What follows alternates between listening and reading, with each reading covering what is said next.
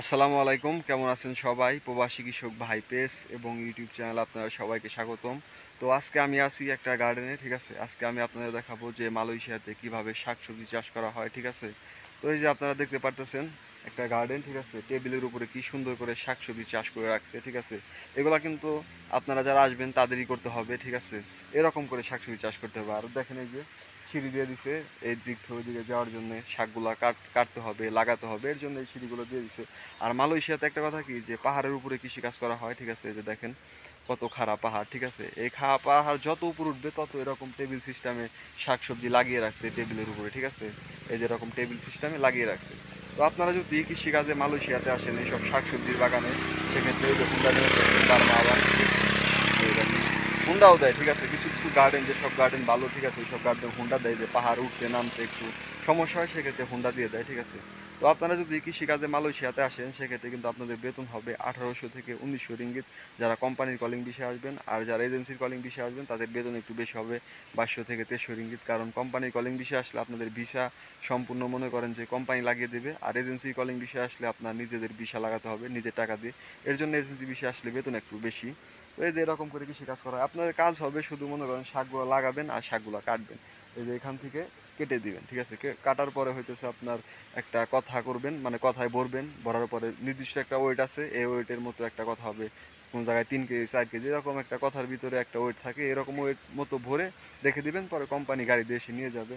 আর পরবর্তী যে শাকের যে একটা জ্বর আছে ওই জ্বরগুলো তুলে ফেলতে হবে, পরবর্তীতে নতুন করে আবার এরকম করে চাষ করতে হবে। কাজ এতটুকুই কাজ। যারা আপনারা নতুন কৃষিকাজে মালয়েশিয়াতে আসবেন তাদের এরকম কাজ করতে হবে। আর বাজা বলেন, তারপর রাসন দোয়া বলেন, এগুলো সম্পূর্ণ মান্ডু দেখবে।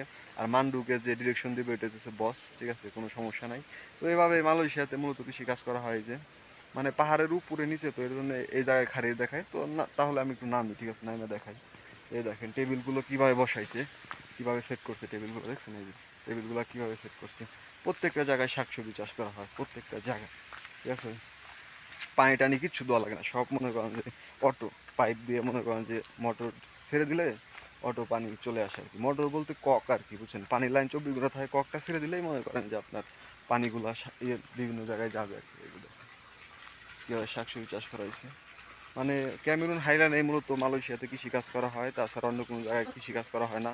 এখানে পাহাড়ের উপর দিয়ে কৃষিকাজ করে। বাংলাদেশের মধ্যে এত জমি জায়গা নাই যে জমিতে বা মাঠে চাষ করবে। তো এখানে মনে করেন সব পাহাড়ের উপরে, পাহাড়গুলো সমান করে বেকু দিয়ে কাটার পরে ওইভাবে চাষ করে, ঠিক আছে? ওই যে দেখেন শাকগুলো কত বড় বড় হয়েছে, ঠিক আছে? আমি একটু দেখাই।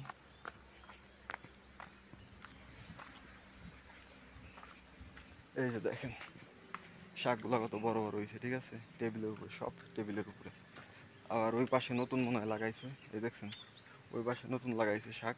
আর এই পাশে একটু বড় হয়ে গেছে, এগুলো কাটবে। আর ওগুলো হইতেছে আপনার নতুন লাগিয়েছে, কাটছে আর কি। আর এই যে দেখেন সিঁড়ি দিয়ে দিছে, কাঠের সিঁড়ি। মানে অনেক উন্নত প্রযুক্তি, ঠিক আছে? কোনো সমস্যা নাই, অনেক উন্নত প্রযুক্তি আসলে মানে ভালোই হবে, কাজ কাম করতে পারবেন, অত কষ্ট নাই। ফ্যাক্টরি বিষয়ের মতো, যে ফ্যাক্টরির মতো না যে আপনাদের দাঁড়িয়ে 24 ঘন্টা কাজ করতে, মানে 12 ঘন্টা কাজ করতে হবে। এখানে আপনি দাঁড়িয়ে কাজ করতে পারবেন, বসতে পারবেন, তারপর একটু ঘোরাফেরা করতে পারবেন। এক জায়গায় যে কাজ করতে হবে তা না, ফ্যাক্টরিতে কিন্তু আসলে আপনাদের এক জায়গায় দাঁড়িয়ে কাজ করতে হয় 12 ঘন্টা, ঠিক আছে? 1 ঘন্টা রেস্ট টাইম পাওয়া যায়। এখানে এরকম না, এখানে আপনি এখানে কাজ করলেন, উপরে কাজ করলেন, যে এখানে মন চাই সেখানে কাজ করলেন। তো সবাই ভালো থাকবেন, সুস্থ থাকবেন, আল্লাহ হাফেজ, বাই বাই।